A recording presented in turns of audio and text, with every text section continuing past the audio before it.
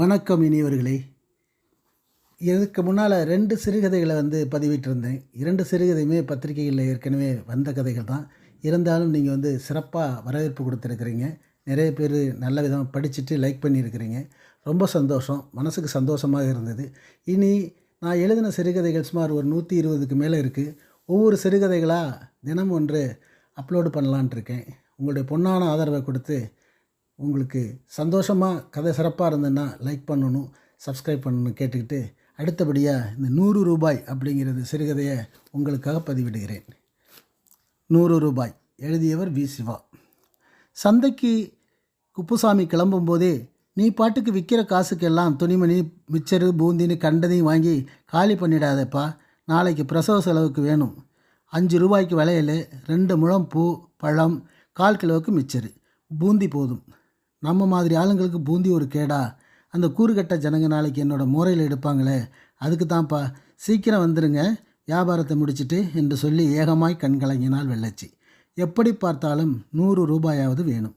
வருபவர்களெல்லாம் புரட்டி புரட்டி பார்த்துவிட்டு போகிறார்களே தவிர யாரும் வாங்கின பாடில்லை.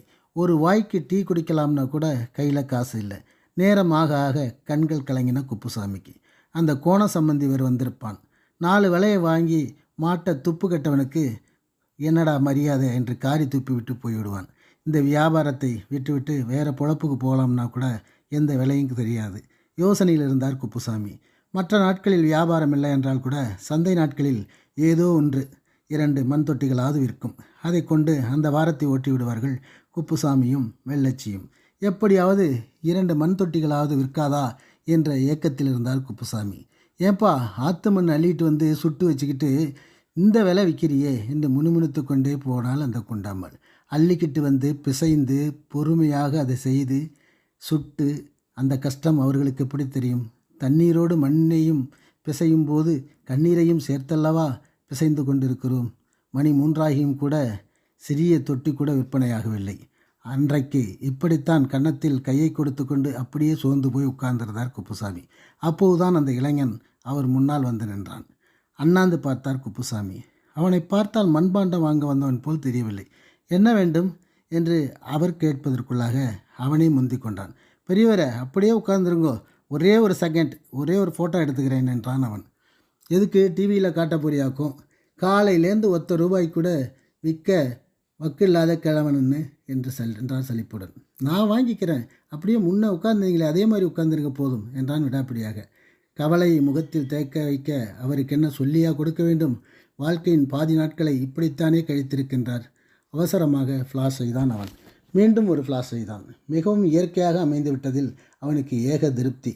100 ரூபாயை எடுத்து அவரிடம் நீட்டினான். 100 ரூபாயா? ஆமாம் பெரியவரை, இந்தியா லெவலில் நடக்கிற ஒரு புகைப்பட போட்டியில் நான் கலந்துக்க போகிறேன். முதல் பரிசு கிடைச்சா 50,000 ரூபாய். அதுக்கு உங்கள் போட்டாவை தான் அனுப்ப போகிறேன் என்று சொல்லிவிட்டு சிரித்தான். 50,000மா? அது உனக்கே கிடைக்குப்பா, கண்டிப்பாக கிடைக்கும்ப்பா, நல்லாயிரு என்று வாழ்த்திவிட்டு அந்த 100 ரூபாய் நோட்டை வாங்கி கொண்டார் குப்புசாமி. இருந்தாலும் கூட உள்ளுக்குள் ஒரு வருத்தம். ஒரு சின்ன போட்டாவுக்கு 100 ரூபாய் வாங்குவதா? தம்பி, எனக்கு என்னமோ மனசு கஷ்டமாக இருக்குது. இருங்க, ஒரு சின்ன தொட்டியாவது தரேன், எடுத்துகிட்டு போங்க. பரவாயில்லைங்க பெரியவரே என்றான் அவன். அதெல்லாம் முடியாது, கண்டிப்பாக நீங்கள் வாங்கிட்டு தான் போகணும் என்றபடி ஒரு தொட்டியை எடுத்து கொடுத்தார் பெரியவர். சிரித்து கொண்டே வாங்கி கொண்டான் அவன். இப்போதுதான் குப்புசாமிக்கு திருப்தி. அந்த 100 ரூபாயில் வெள்ளச்சி சொல்லி அனுப்பிய அத்தனையும் வாங்கி கொண்டு வளைகாப்பை நடத்தினார் குப்புசாமி. அடுத்த 3வது மாதத்தில் ஒரு நாள் எதிர்வீட்டு நாராயணன் அன்றைய நாளிதழுடன் ஓடி அவரிடம் சொன்னான்.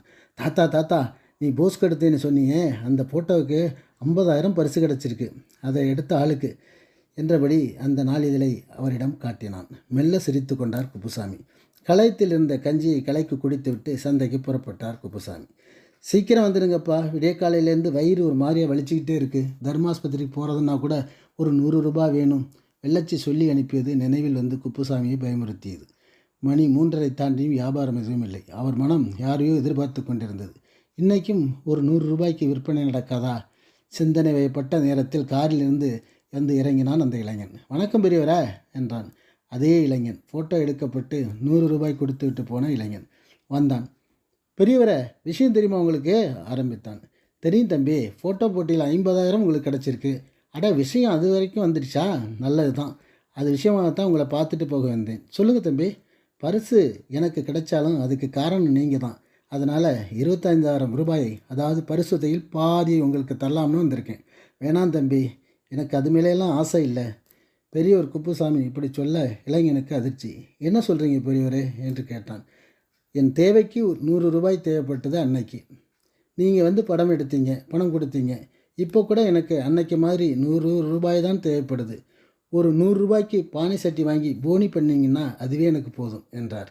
இளைஞன் அதிர்ந்து போனான். தேவைக்கு மட்டும் ஆசைப்படுகிற குப்புசாமி அவனுக்கு உயர்வாக தெரிந்தார். சரி, ஒரு 4 பூந்தட்டி கொடுங்க பெரியவரே என்றபடி 100 ரூபாய் எடுத்து நீட்டினான். அவற்றை வாங்கி கொண்ட குப்புசாமி சந்தோஷமாக அவனுக்கு தொட்டிகளை கொடுத்து அனுப்பினார். இப்படியும் மனிதர்கள் என்று நினைத்தபடி காரில் ஏறினான் அந்த இளைஞன். நன்றி.